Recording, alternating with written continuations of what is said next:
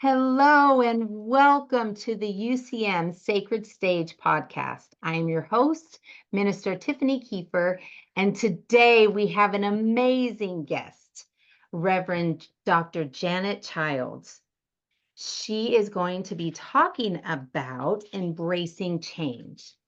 But before we get started, I would just like to tell you a little bit about how much Janet means to me as my mentor and my guide, and she was my grandma's really good friend. So thank you, Janet, for always supporting me. So Janet, for 50 years, has been actively providing crisis intervention counseling and education, focusing on the dynamics of loss, illness, crisis, and grief. So heavy. As the founder member of the Center for Living with Dying, born in 1976, Janet has worked with thousands of individuals, groups, and professionals on the front lines. Janet has provided educational programs for healthcare workers, first responders, law enforcement, fire, EMS, as well as social services personnel.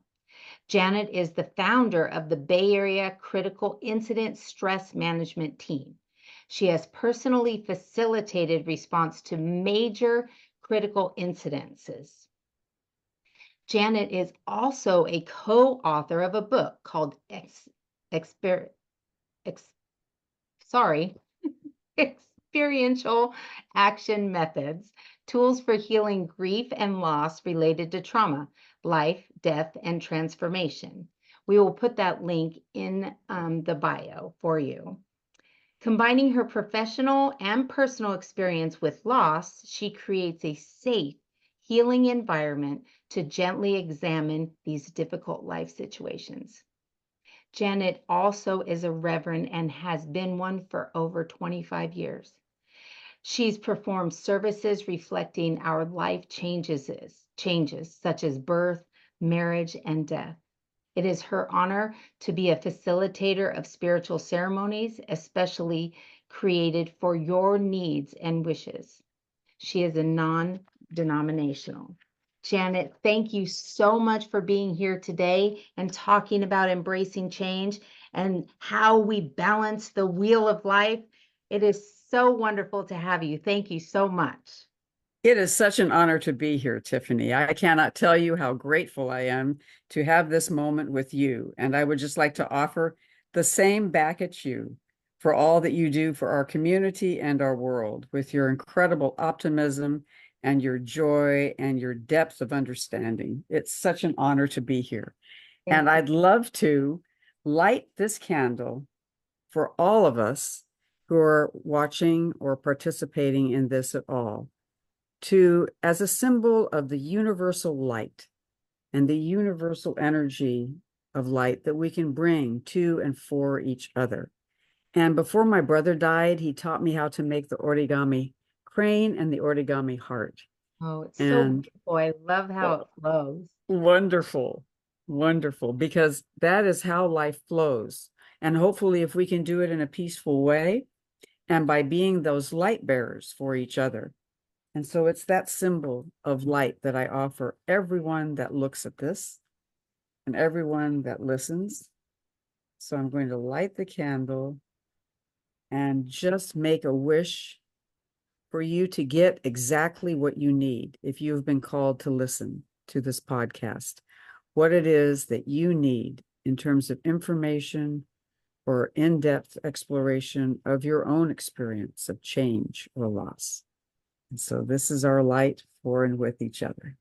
Thank you. Thank you. Thank you. And I'll put it back here because I am very clumsy. And so Janet, can you tell me what it is about balancing the wheel of life?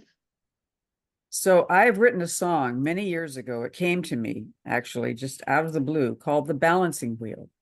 And the first opening lines are between the darkness and the light, surrender and the fight. We are tenderly, angrily, joyously, lovingly dancing on the balancing wheel. And what that theme and why I use the word balancing wheel is We are constantly balancing emotions, experiences, situations, dynamics that happen in our life that require us to open up to the potential of change.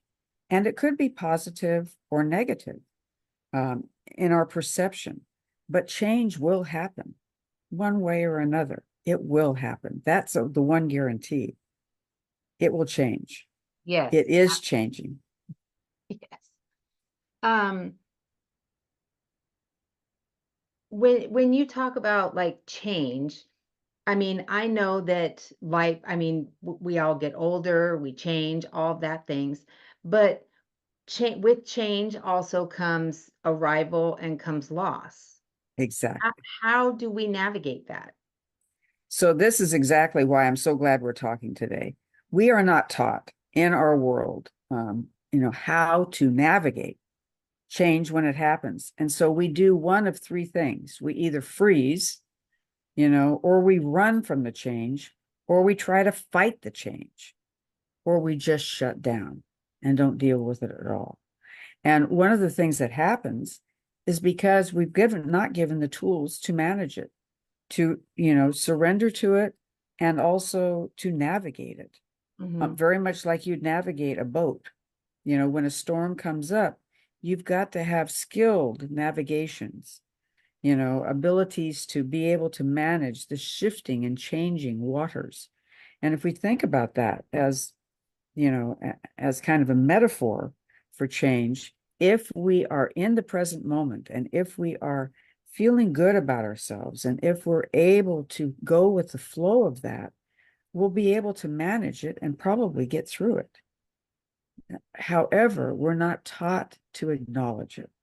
So Mm. what happens is that we hear from many people who have gone through some horrendous change, violent death, a serious illness, um, you know, uh, been a survivor of, a mass shooting, whatever it might be. So they've gone through horrendous change, but they have a tendency to minimize it. And I think we're taught to minimize the changes that happen in our life. If you think about it, any change is going to be hard because it takes away the comfort of the status quo. So Oh, even when we're changing and progressing and moving forward into a new project or a new role in our life, when we go from being single, perhaps to becoming married or getting in a long-term relationship, what happens? Our life changes and it's seen as a positive. So we're not allowed to grieve who we were as a single person. You wow, know, that's huge. it's huge. It's huge. So even some of these positive changes, when, youth go away from their home probably and go to college or go to a higher level of education somewhere else, it's a huge change for both the parents and the students, right? When we go, of course, through the death of someone we love or a serious illness, Mhm. or, maybe a job, what I call a job breakup, where we either maybe get laid off from a job or we decide to leave a job because it's not filling our souls. That's a change. Even though we were in control of making it, that was a change. And so sometimes just giving ourselves permission in this moment to acknowledge, I've gone through a lot of change. This is a lot. Let me just be gentle with myself around it. Let me realize that, wow, I can take one moment after the other and deal with it piece by piece, but it's a lot. And sometimes we just need to take a deep breath and just say, this is a lot. And I've gone through a lot. And guess what? I am surviving and I am doing it in a loving way. But so often we can't do it in a loving way for ourselves. We judge ourselves. Why aren't you getting this work done? Why aren't you doing this project? You made commitments that you're not following through with just because you're in a bad mood, when we're actually grieving. And if we take a look at it, grieving is our response to change. I'm going to use it in this widest context, I right? never And thought of it that way. yeah, absolutely. And so Very. when we break up with a relationship, that's not often acknowledged as a grieving in the workplace. You're not going to be given 3 days bereavement leave because you broke up with your, you Oh, know, significant significant. other, right? Right. But what's going to happen is that if they did give you that, at least that, you would have time to reconfigure, acknowledge the change, express it, work on some action steps to take care of yourself. And then when you go back to work, you'll actually be much more functional and much more productive because you've actually honored your process of dealing with change.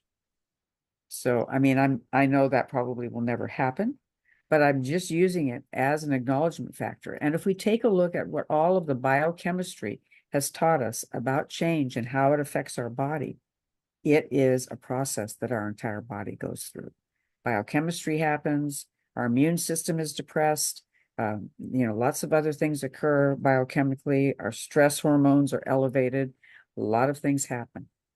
And what happens when we acknowledge it, and especially if we can tend and befriend, if we can acknowledge it with another person and they bear witness to us, in that moment, it literally changes the biochemistry and it allows the endorphins to come in, and the oxytocin and all of these wonderful feel good hormones because we have tended and befriended. We have talked with someone, they have honored us, and they have befriended us and comforted us because we are really, herd animals. We really like to be together as mammals. We like Yeah. to rub up against each other. We like to know that we're in community. And so when that happens, it literally activates those things. So when we're taught in traditional society in, Anglo America, I'll say, we're taught to grieve alone, to deal with our change alone, to be a strong, independent person. That's actually the opposite of what we need. We actually need to come together. We need to be able to process it. We need to be able to talk about the anger, the fear, the loneliness, the depression, you know, What if all they of it. what if they can't like bring like they don't understand those words? Like they don't, Right. they can't, they know how they feel, but they can't express it. What's something they could do to navigate that? Oh, I love that question. So there's lots of ways we can navigate that. One of the things we do sometimes with our youth and with others as well, and with adults as well, is have them draw a body, okay? And just an outline of your body. And then you put down in words or pictures, or however you want to do, what are the sensations in your body? Because your body doesn't lie. So Oh, your body might be hot and tingly, it might be hurting in the heart, or it might be churning in the tummy, right? And all of those can then more easily be translated into feeling words. Because you're right, sometimes we don't know what we're feeling or even what we're thinking, but we can generally, if we're given the space and time and safety, we can talk about what's going on with our body. And our body is a great indicator of what's truly happening. It's not our mind trying to whitewash it or soft soap it. The body is going to always tell us the truth. So that's one way. The other way is to say, I just sense something is amiss. Something doesn't quite feel right. And engage with somebody else and say, yeah, and just talk it through. Like simply, what's hitting you the hardest right now? What's most up for you right now? If we can ask ourselves that question, it will kind of float to the surface. What's the most powerful? And if we can acknowledge that and say, tell me more about what you're about. Tell me more about what's going on. And if we can be in that compassionate listening space, just like we give to somebody else mhm. who is in crisis or trauma, we give that same thing to ourselves.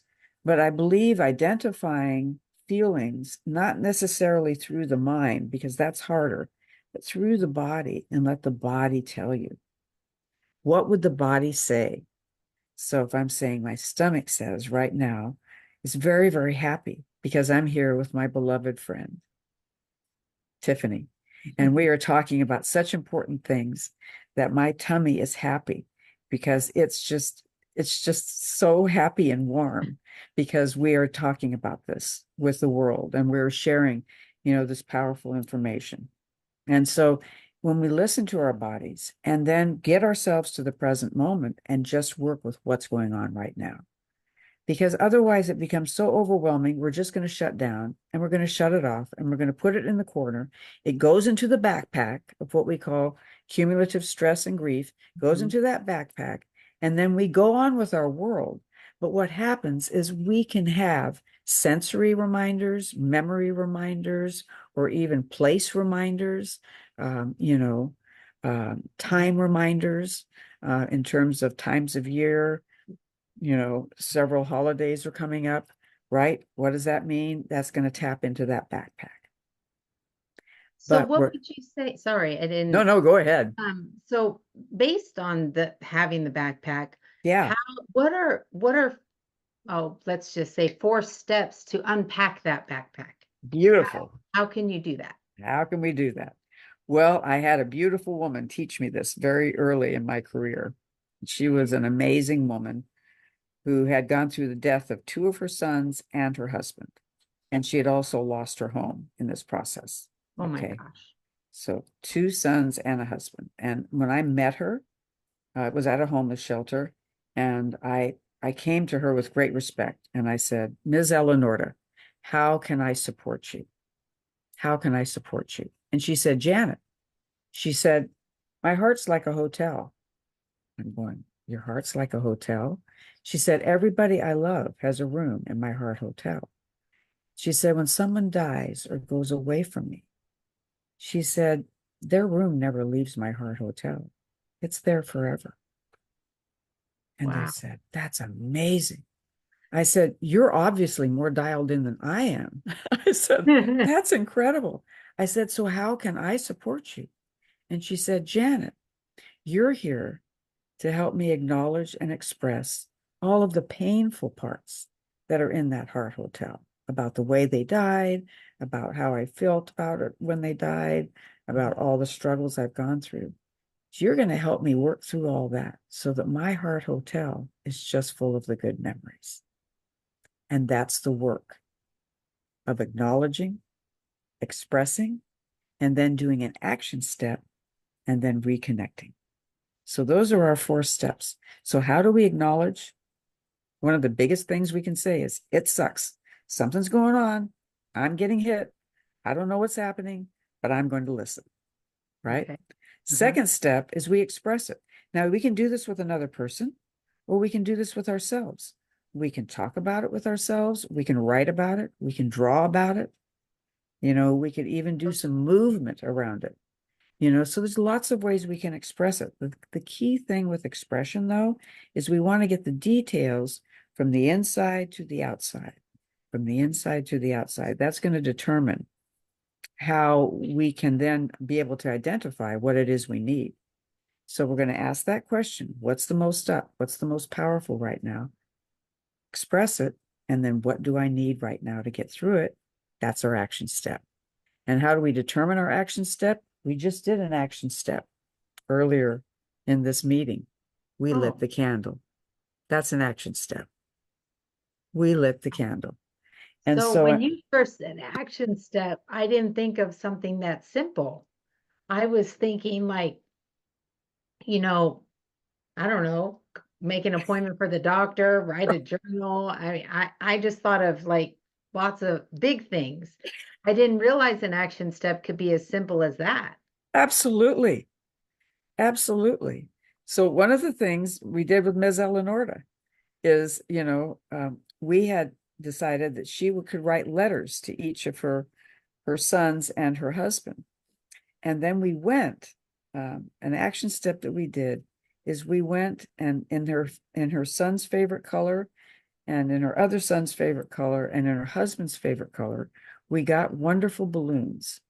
And these were eco balloons, which means that they disintegrate once they reach a certain height and they're, Mm. politically correct. And we went to her favorite place, which was actually in a park. And we went to a clearing and she released the balloons. That's an action step. Wow. I mean, it's simply that, you know, But it's that, just that simple. and then, but the fact that you went with her, there was Yes, probably a lot of emotion tied to those balloons. For her to Exactly, be able to because let go. right, because she had written the letters. Hmm. And she said, I think I want to burn the letters. But she said, what these balloons represent is my wishes for them, and their love is always with me because I've released the pain and now I can claim the love. And Wow, that's huge. it's huge, right? And the power of it, what I found and what we found at the Center for Living with Dying is the power of acknowledging, expressing, and then doing an action step as we move from out of control with whatever grief or loss has visited upon us. We move from out of control to in control because we are responding to it and we are doing an action step to make meaning out of it. And there is a beautiful saying by James Baldwin, the author, the amazing author, that goes, nothing can be changed until it is faced. The first part of that is, not everything that is faced can be changed, but nothing can be changed until it is faced. But when we face it, we literally can transform it and we can claim meaning from it. There is Wow. such power in that. And it also puts us back into control because we are managing it. We are navigating it by doing that action step. And it can be something as simple as smelling a rose, or putting your feet in the dirt, or, perhaps saying hello to a friend. That might be an action step that you do to just say, hello, world. I am here with my heart open. You might go to a soup kitchen and serve meal to unhoused folks. You Hmm. might do something that makes your heart feel good. Whatever you do, you know, that action step transforms the pain into meaning and into life. And then the reconnection step is so important because the reconnection step is reconnecting back to what's still good in your life and what you can rely upon. What are the anchors? We call them comfort anchors or comfort tasks or comfort situations where you can say, I can now reclaim this. I've gotten new meaning from my grief journey and I can now move, to reclaiming, reconnecting to what's good Like, in my life. Like a like you simple said, the thing. heart memories. That's right. Our Heart Hotel. So I had a wonderful young man who was in the foster care system. And he was an artist, and he had made this huge Heart Hotel. And he had his birth mom in there, his mom that was getting ready to adopt him, and several other family members, and his couple of his pets. One had died. And he was so sophisticated. He built rooms, on the Heart Hotel, and then he put doors on the rooms. Wow. This is brilliant. And so, I asked him, I said, Jose, I said, so I noticed that there are some, la puerta, there's doors on the rooms, right? On some of the rooms. And I noticed that your birth mom's door, it's got the door closed. The door is closed in your Heart Hotel. And he goes, yes. He said, I'm not very happy with her because she's missed 2 visitations, but I still love her. She's still in my Heart Hotel. Wow. That's amazing. That is such a key point because you can be upset with someone, but you don't have, the love doesn't go away. Right. And that was huge for that child. That's huge for an adult. Absolutely. 100%. Absolutely. Wow, that's amazing. Yeah. So, I mean, and, just to hear Jose explain it to me, and I'm like floored, right? I was like, of course. That's why the door's closed for now. And that's why he had doors on his Heart Hotel, which I thought was a brilliant art piece, Yeah. right? And so the fact is, being with ourselves in the present moment and letting the action steps unfold. It doesn't have to be big and complicated. It's like, what might feel right for me to do right now, or even plan to do if it's something that's a little more elaborate, like getting the ecologically safe balloons, right? I mean, Yeah. that took a little work, and we made a date to do it. And you said something very important, Miss Tiffany, which I want to acknowledge, and that is I went with her. So I stood beside her. right? And there's such power when we can do that for and with each other. You know, That's it's your work to do, it's your action step to make, but I can stand beside you. I can make it possible, you know, to for you to have that sense of safety and comfort and camaraderie as you do what you need to do. wow. You know, So now when they go through these changes, having somebody that they can rely on or reach out to is key, yeah, sounds like. absolutely.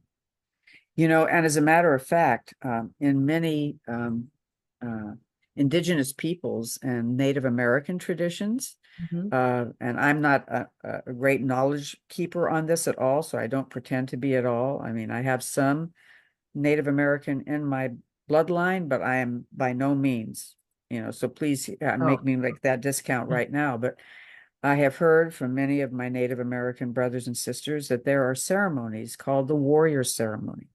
And it's a ceremony that they do for veterans when they come back from conflict, when they come back from war.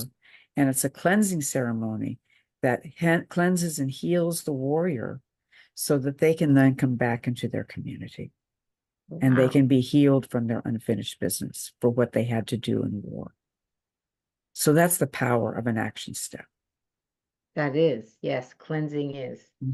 And so I actually, and re-inviting them back into the community. This is the important part of it. So many times in grief, loss, or trauma, we are isolated. And the key thing is when we come back into community, we can bring healing to each other. And there are many indigenous traditions that know how to do this in a beautiful way. But in our fast-paced, you know, culture, I think sometimes we forget these very basic, you know, Yeah. precepts. It's Yeah. very basic truths that give us the chance to do that. And then the action step can kind of inform our reconnection, you know. So Yeah. I had a beautiful client whose father died as a result of alcoholism. And so he had taken his own life.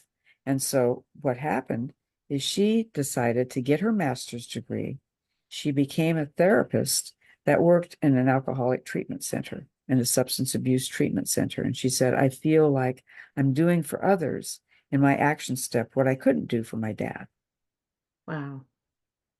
And so there are all of these ways that we can move our action step into reconnection and into meaning and into rebirthing what we can be with this wound that's now been healed and has strengthened our heart and our sense of self as we move forward.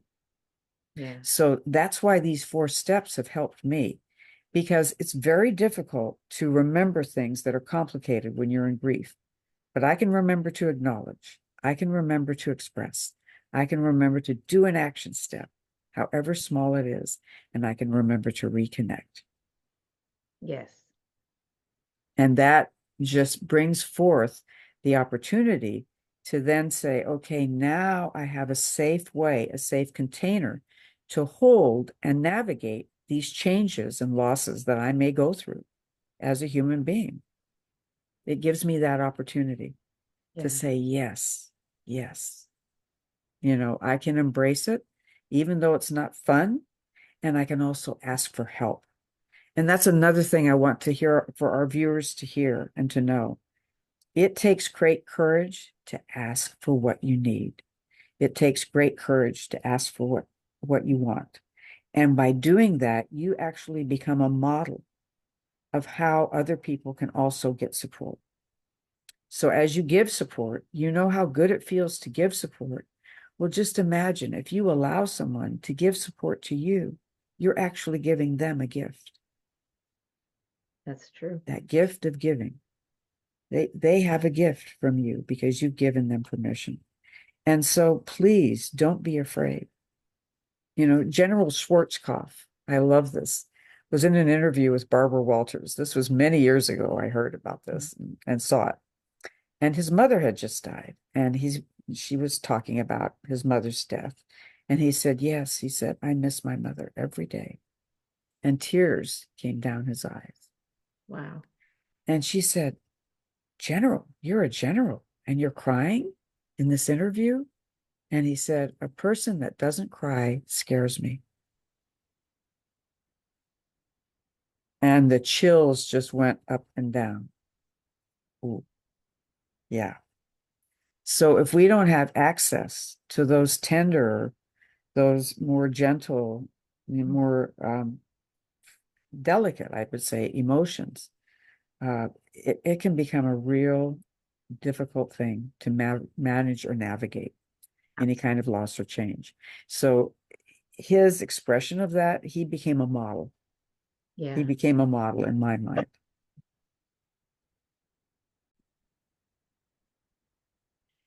Wow, I hadn't seen that interview with Barbara Walters. Maybe I'll have to go back and check it out. Um, as we recap, can you tell us again those four steps that we would need to process in order to accept change or go through the journey? Absolutely, Tiffany. The first step is to acknowledge. When we acknowledge it, we take it out of the unknown dark of our backpack and bring it into the light of our awareness. So, acknowledging it. Second step is express. Express the details of what's the most powerful, what might be affecting us the most deeply, what hurts the most, what are we most scared of, whatever that most question is. And then the action step is, what can we do now that we have this information and we've expressed it? What can we do to bring some healing and meaning to it? And it can be as simple as lighting a candle, smelling a flower, or doing an action step in honor of maybe a person who has died, whatever it is. And then the last step is reconnect, and reconnecting back to what gives us meaning, what gives us life, what gives us joy, and what gives us love.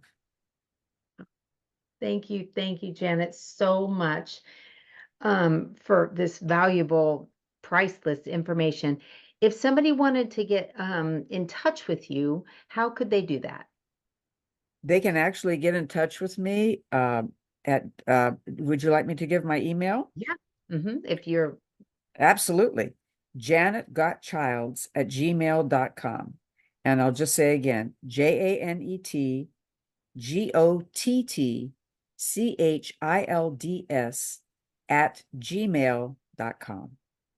wonderful. So if you have any questions for Dr. Janet Childs, please give her an email, ask her questions, set up a meeting, and she'd be happy to talk to you. So with that, I'm going to close this. Thank you again, Janet. Very grateful for your Thank time you. this evening and this wonderful information. Oh, Have I'm a so wonderful glad. night. You too. Thank you so much, Tiffany. Uh-huh. For asked to